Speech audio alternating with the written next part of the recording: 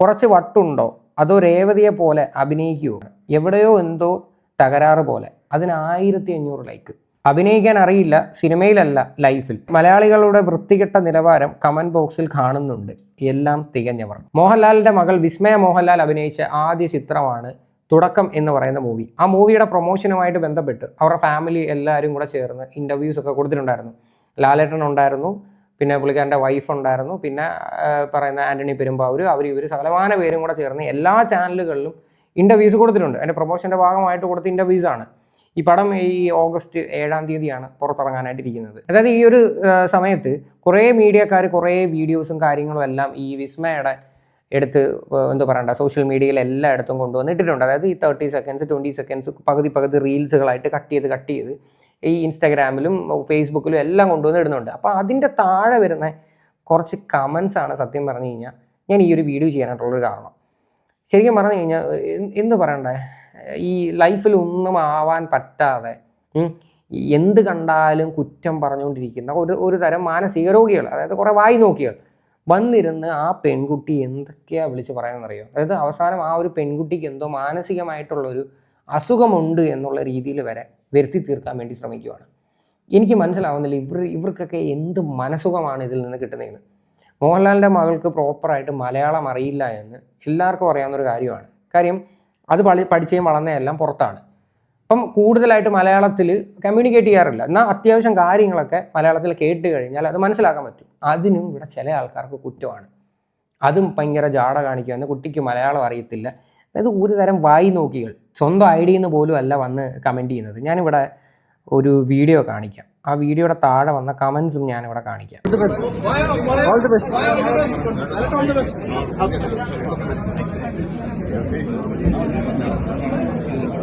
ഈ ഒരു വീഡിയോ നിങ്ങൾ കണ്ടില്ലേ? പുള്ളിക്കാരത്തി ഭയങ്കര എക്സൈറ്റഡ് ആണ്. ഒന്നാമത്തെ കാര്യം, ഈ പ്രണവ് മോഹൻലാലിനെ അറിയുമല്ലോ. പ്രണവിൻ്റെ ഒരു സ്വഭാവം അനുസരിച്ച് ഒറ്റ ഇൻ്റർവ്യൂസ് ജീവിതത്തിൽ പ്രണവ് കൊടുത്തിട്ടില്ല.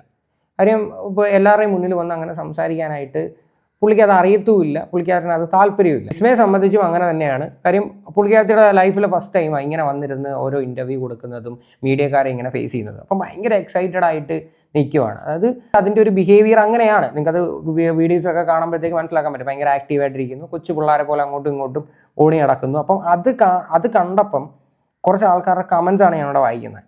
കുറച്ച് വട്ടുണ്ടോ അതോ രേവതിയെ പോലെ അഭിനയിക്കുമോ?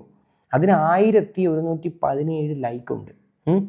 ഈ ഒരു കമൻറ്റ് ഒറ്റ വീഡിയോയിൽ മാത്രമല്ല വന്നേക്കുന്നത്, മിക്ക വീഡിയോസിനകത്തും വന്നിരിക്കുവാണ്. എവിടെയോ എന്തോ തകരാറ് പോലെ. അതിന് 1500 ലൈക്ക്. അഭിനയിക്കാൻ അറിയില്ല, സിനിമയിലല്ല ലൈഫിൽ, ജീവിതത്തിലും അഭിനയിക്കുവാണ് എന്നുള്ള രീതിയിലാണ് കണ്ടുപിടുത്തങ്ങൾ. ശരിക്കും പറഞ്ഞാൽ നിൻ്റെയൊക്കെ ലൈഫിൽ എന്തെങ്കിലുമൊക്കെ ആവാൻ വേണ്ടി ശ്രമിക്കും. എന്നിട്ട് ബാക്കിയുള്ളവരെ പറ്റിയിട്ട് ഇങ്ങനെ വന്നിരുന്ന് കുറ്റം പറ. മോഹൻലാൽ എന്ന് പറയുന്ന ഒരു മനുഷ്യൻ ആരാണെന്ന് എല്ലാവർക്കും അറിയാം. മോഹൻലാലിൻ്റെ മകളാണത്. മനസ്സിലായില്ലേ? മോഹൻലാലിനെ പ്രത്യേകിച്ച് അഭിനയം പഠിപ്പിക്കേണ്ട ഒരു കാര്യമില്ലെന്ന് സകലമാന പേർക്കും അറിയാം. ഇത് ചുമ്മാതെ ചൊറിച്ചിലാണ്. അതായത് എന്ത് കണ്ടു കഴിഞ്ഞാലും അതിനകത്തൊരു കുറ്റം പറയണമല്ലോ. അത് മാത്രമല്ല, വേറെ കുറച്ച് ആൾക്കാർ ഈ CJPയെ സപ്പോർട്ട് ചെയ്തതിൻ്റെ പേരിൽ വിസ്മയുടെ പടം കാണില്ല എന്നും പറഞ്ഞിട്ട് പല സ്ഥലങ്ങളിലും ചെന്ന് കമൻറ്റ് ഇടുവാണ്. അതായത് ആ രീതിയിലുള്ള PR വർക്ക് നടക്കുവാണ്. ഇവളുടെ പടം ബഹിഷ്കരിക്കണം, ഇവളുടെ പടം കാണുകയേ ചെയ്യരുത് എന്നും പറഞ്ഞ് വേറെ ഒരു വിഭാഗം ആൾക്കാർ. മലയാളികളുടെ വൃത്തികെട്ട നിലവാരം കമൻറ്റ് ബോക്സിൽ കാണുന്നുണ്ട്. എല്ലാം തികഞ്ഞവർ. സത്യം, നീയൊക്കെ എല്ലാം അങ്ങ് തികഞ്ഞവരാണല്ലേ. നിനക്കൊന്നും ഒരു കുറ്റവും കുറവുമില്ലല്ലോ നിൻ്റെ ഒന്നും ലൈഫിൽ. ഇപ്പം ഞാൻ ഈ ഒരു വീഡിയോ എന്ന് പറഞ്ഞിട്ട് ഇതിൻ്റെ താഴെയും വരും എന്തെങ്കിലും. നിനക്കൊക്കെ ഇങ്ങനെ വന്നിരുന്ന് പറഞ്ഞുകൊണ്ടിരിക്കാനേ അറിയാവൂ. ആ ഒരു പെൺകുട്ടി സത്യം പറഞ്ഞാൽ നിന്നെയൊക്കെ എന്ത് ചെയ്ത്? ആ പുള്ളിക്കാരത്തിയുടെ ഒരു ഫസ്റ്റ് മൂവിയാണ്. അപ്പം അത് ഭയങ്കര എക്സൈറ്റഡ് ആയിട്ട് എന്ത് സംസാരിക്കണം എന്ത് പറയണമെന്ന് അറിയാൻ വയ്യ അതിങ്ങനെ ഇരിക്കുന്ന ആ ഒരു പെങ്കൊച്ചിൻ്റെ വീഡിയോ കണ്ടിട്ട് ഈ രീതിയിലുള്ള കമൻസ് ഇട്ട് കഴിഞ്ഞാൽ എന്ത് ഗുണമാണ് നിങ്ങൾക്ക് ഇതിൽ നിന്ന് കിട്ടുന്നത്? എന്തോ ഒരു കുഴപ്പമുണ്ടെന്ന് എല്ലാ വീഡിയോയുടെയും താഴെ വന്നിരുന്ന് ഓടി നടന്ന് എല്ലാവരും കമൻറ്റ് ചെയ്യുന്നുണ്ട്. എന്ത് കണ്ടിട്ടാണെന്ന് എനിക്ക് മനസ്സിലാവുന്നില്ല വിസ്മയ്ക്ക് എന്തോ കുഴപ്പമുണ്ട് എന്ന് പറയുന്നത്. ഞാനിവിടെ സൈഡിൽ ആ ഒരു വീഡിയോ ക്ലിപ്സുകളെല്ലാം ഞാനിവിടെ വയ്ക്കാം.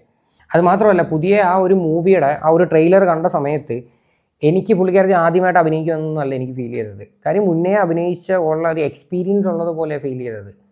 അപ്പം പുതിയതായിട്ട് ഇങ്ങനെയൊക്കെ അഭിനയിച്ച് കയറി വരുന്ന ആൾക്കാരെയൊക്കെ എന്തിനാടെ വന്നിരുന്ന് ഇങ്ങനെ കുറ്റം പറയുന്നത്? അതിനെന്തോ കുഴപ്പമുണ്ട്, അതിനെന്തോ ഒരു എന്തോ ലൂസുണ്ട്, ഈ രീതിയിലൊക്കെ കമൻ്റ് ഇട്ട് കഴിഞ്ഞാൽ നിനക്കൊക്കെ എന്ത് സുഖമാണ് കിട്ടുന്നതെന്ന് എനിക്കറിയത്തില്ല. ഇനി വിസ്മയ മോഹൻലാൽ പറഞ്ഞ സ്റ്റേറ്റ്മെൻ്റ് ഉണ്ടല്ലോ, അതായത് സി ജെ പി സപ്പോർട്ട് ചെയ്തുകൊണ്ട്, അതായത് ഡൽഹിയിൽ നടന്ന പ്രൊട്ടസ്റ്റ് അതിനെ സപ്പോർട്ട് ചെയ്തുകൊണ്ടായിരുന്നു വിസ്മയ ഒരു പോസ്റ്റ് ഇട്ടിട്ടുണ്ടായിരുന്നത്. അത് കണ്ടിട്ട് മേജർ രവി വന്നിരുന്ന കുറച്ച് ഡയലോഗ് അടിച്ചിട്ടുണ്ടായിരുന്നു. എന്താ മേജർ രവി പറഞ്ഞത്? അതായത് എനിക്ക് കൊച്ചുനാൾ തൊട്ടേ ആ കുട്ടിയെ അറിയാം, രാഷ്ട്രീയം എന്താ അതെന്താണെന്ന് പോലും ആ കുട്ടിക്ക് അതിനുള്ള ബോധമില്ല, അറിവില്ല. അപ്പം എനിക്കറിയാവുന്നതിനെക്കാട്ടും കൂടുതൽ നിങ്ങൾക്കാർക്കും വിസ്മയം അറിയത്തില്ല എന്നൊക്കെ വന്നിട്ട് വളരെ രീതിയിൽ ആ ഒരു പെൺകുട്ടിയെ അടിച്ചാക്ഷേപിക്കുന്ന രീതിയിൽ വന്നാണ് ഈ പറയുന്ന മേജർ രവി വന്നിരുന്ന് സംസാരിച്ചത്. അതായത് ആ കൊച്ചിനൊന്നും അറിയത്തില്ല, അതിനൊരു വലിയ ബോധമൊന്നുമില്ല എന്നുള്ള രീതിയിൽ. എന്നാൽ വിസ്മയ എന്ന് പറയുന്ന വ്യക്തി പറഞ്ഞ ആ ഒരു നിലപാടിനോട് പുള്ളിക്കാരത്തി ഉറച്ചു നിന്നാണ് ഈ ഒരു നിമിഷം വരെ സംസാരിച്ചിട്ടുള്ളത്.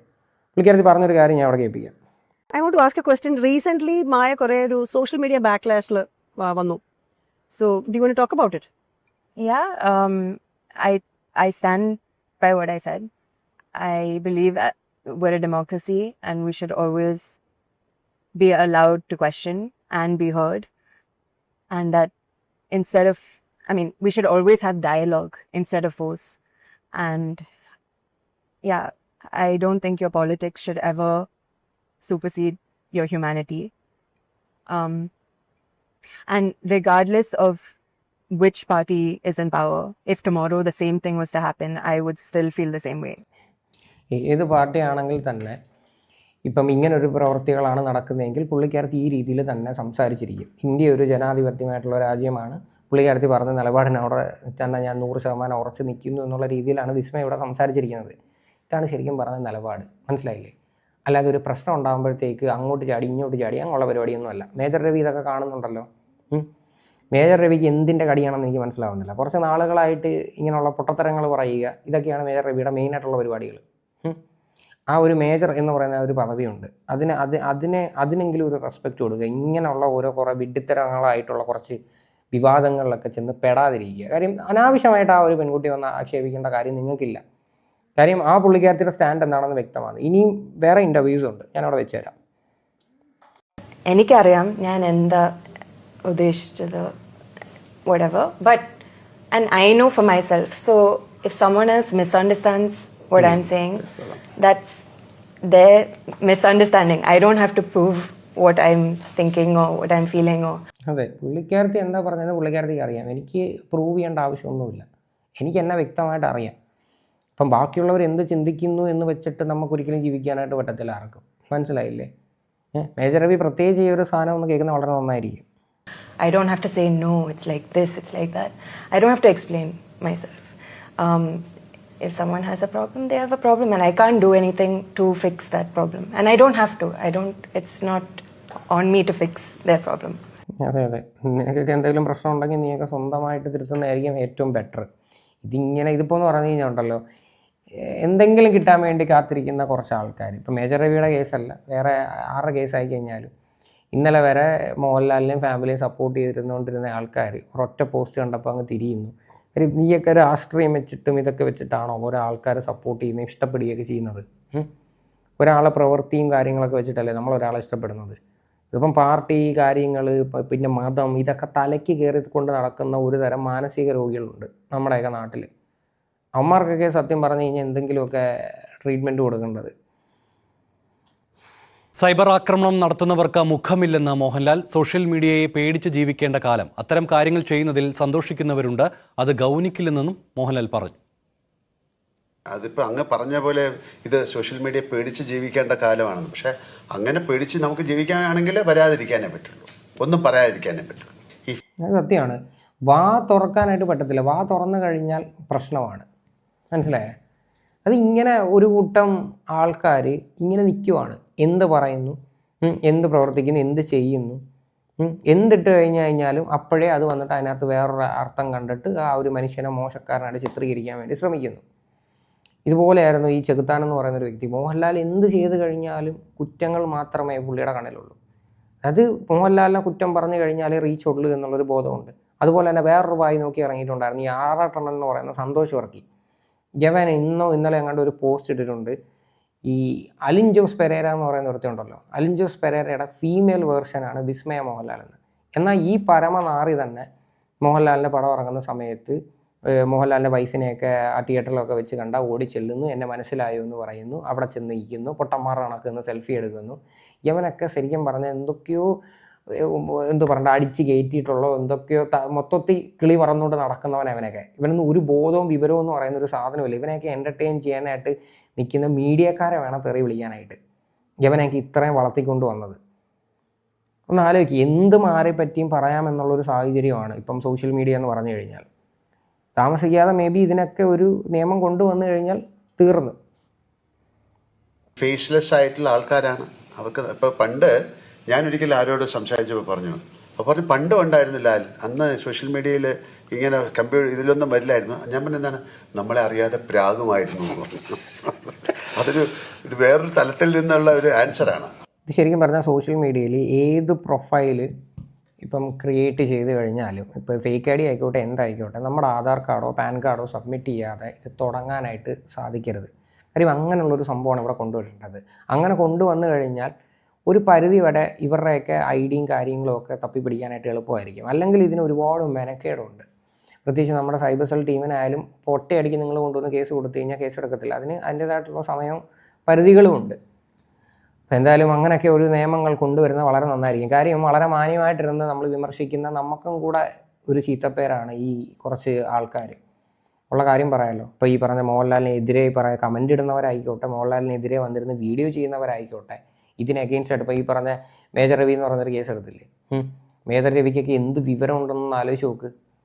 മേജർ രവി എന്ന് പറയുന്ന ഒരു മനുഷ്യൻ ആ ഒരു പൊസിഷനിലിരിക്കും. മേജർ രവി എന്ന് പറയുന്ന ആൾ മോഹൻലാലിനെ വെച്ചിട്ട് കീർത്തി ചക്ര എന്ന് പറയുന്നൊരു മൂവി എടുത്തിട്ട് ആ മൂവി സ്റ്റിൽ ഇപ്പോഴും കാണുമ്പം രോമാഞ്ചമാണ്. എന്ത് നല്ല മൂവിയാണ്. മേജർ രവിയെ ഈ ഒരു ലെവലിൽ 10 പേര് അറിയാൻ കാരണം തന്നെ മോഹൻലാൽ എന്നൊക്കെ പറയുന്ന ഒരു മനുഷ്യനാണ്. എന്നിട്ട് വന്നിരുന്നിട്ട് വിസ്മയക്കൊന്നും അറിയത്തില്ല. വിസ്മയക്ക് പാർട്ടി എന്താണെന്ന് പോലും അറിയത്തില്ല. ഞാൻ പണ്ട് തൊട്ടേ കണ്ടതാണ്. ആ കുട്ടിക്ക് നല്ല ബോധവും വിവരമുണ്ട്. ആ ഒരു സംസാരത്തിൽ നിന്ന് തന്നെ നമുക്കത് മനസ്സിലാക്കാവുന്നേ ഉള്ളൂ. എന്തായാലും ഈ ഒരു വിഷയമായിട്ട് ബന്ധപ്പെട്ട് നിങ്ങളുടെയൊക്കെ അഭിപ്രായങ്ങൾ എന്താണെന്ന് വെച്ചാൽ നിങ്ങൾ തീർച്ചയായിട്ടും കമൻറ്റ് ചെയ്യുക.